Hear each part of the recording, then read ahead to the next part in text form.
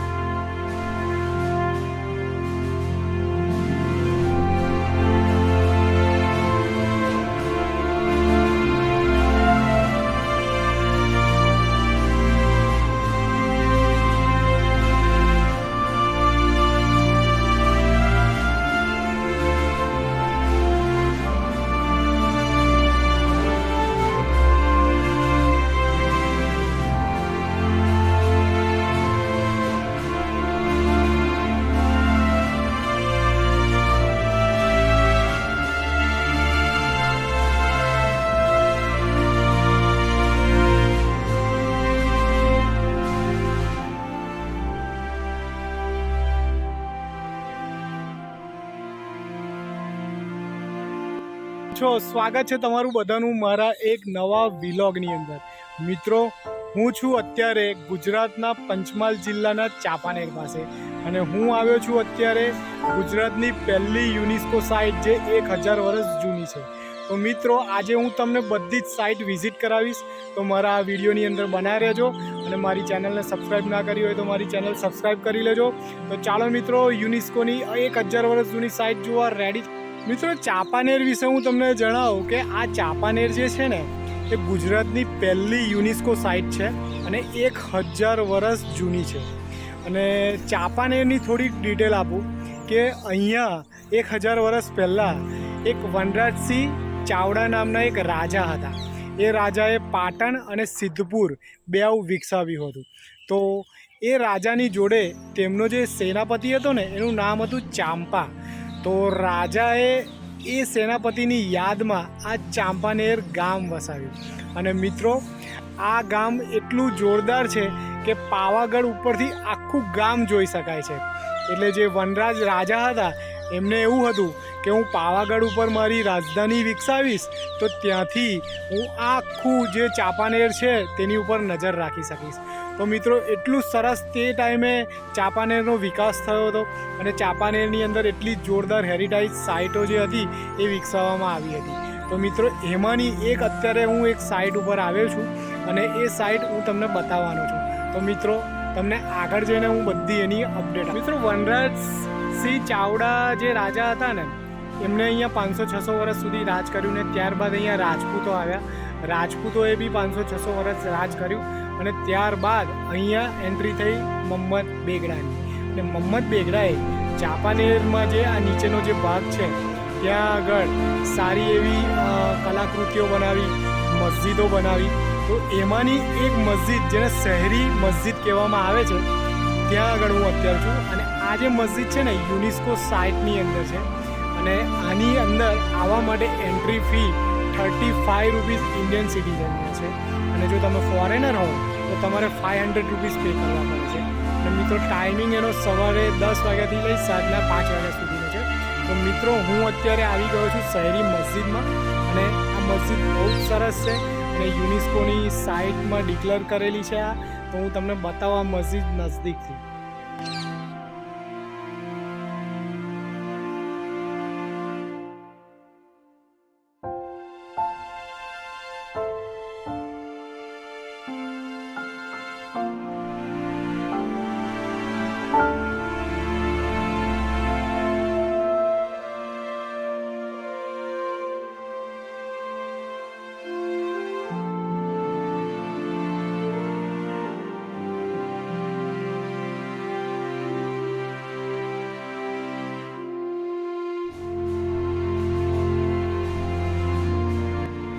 હું અત્યારે આ મસ્જિદની અંદર આવી ગયો છું.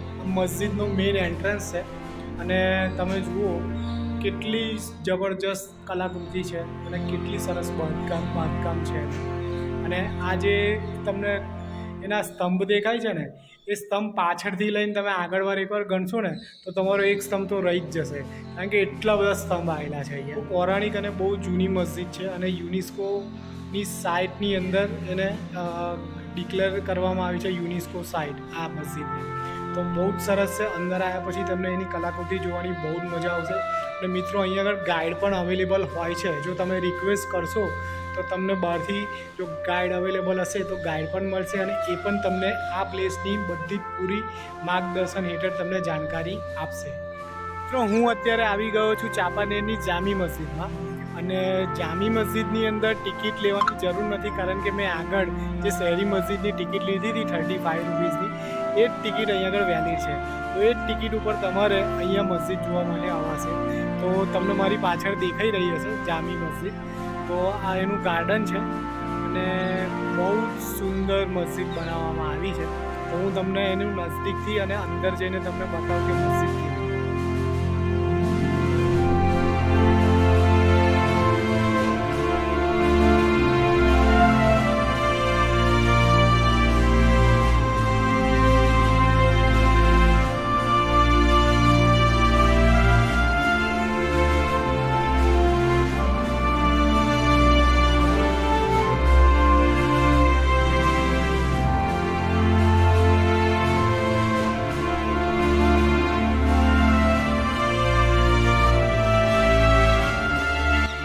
શહેરની મસ્જિદ જોયા પછી અહીંયા જામી મસ્જિદ જોવા માટે અમે આવી ગયા છે અને બહુ જ સુંદર છે. તમને આ જે જામી મસ્જિદ છે ને એનો ગેટ તમને બતાવું, એની કલાકૃતિ ખાલી તમે જુઓ. હું તમને નજદીકથી બતાવું. મિત્રો મોહમ્મદ બેગડાના ટાઈમની આ જામી મસ્જિદ છે અને કેટલી સુંદર રીતે એને બનાવવામાં આવી છે. અને તમે અહીંયા આવશો ને તો તમને જોવાની બહુ મજા આવશે અને બહુ જ સરસ કલાકૃતિ છે અને એક હેરિટેજ સાઇટ જ છે અને બહુ જ મજા આવશે. અને અહીંયા તમારે કોઈ એક્સ્ટ્રા ટિકિટ લેવાની જરૂર નથી. એક જ ટિકિટની અંદર તમે 3 જગ્યા જોઈ શકો છો. તો ચાંપાનેરની અંદર જ્યારે બી આવો ત્યારે તમે આ જગ્યાની મુલાકાત લેવાનું ભૂલતા નહીં. અંદર હું આવી ચૂક્યો છું. અહીંયા પણ જબરજસ્ત સ્તંભ છે, કેટલા બધા સ્તંભ છે. તમે ગણતરી કરશો ને તો બી તમારી ભૂલ પડી જશે. અને ગુંબજ બી અહીંયા તમને બતાવી દઉં કેટલું મોટું છે. આ મસ્જિદની અંદર કબૂતરનો અવાજ એટલો બધો આવે છે ને, સખત કબૂતર છે અહીંયા. પણ તમે ચાંપાનેર આવો ને તો આ જગ્યાની વિઝિટ કરવાનું. મિત્રો મેં તમને ચાંપાનેરની હેરિટેજ સાઇટ બતાવી, બે મસ્જિદ બતાવી. તો મિત્રો તમને આ મસ્જિદ કેવી લાગી અને આ હેરિટેજ સાઇટ કેવી લાગી અને આ સાઇટ વિશે તમે શું વિચારો છો એ બધું જ મને કોમેન્ટ બોક્સની અંદર કહેજો. અને અત્યારે હવે હું આ મારો વિલોગ પૂર્ણ કરું છું. તો મારો આ વિડીયો સારો લાગ્યો હોય તો તમારા ગ્રુપની અંદર મારો વિડીયો શેર કરજો, મારી ચેનલને સબસ્ક્રાઈબ કરજો અને મળીએ છીએ મારા નવા વિલોગની અંદર.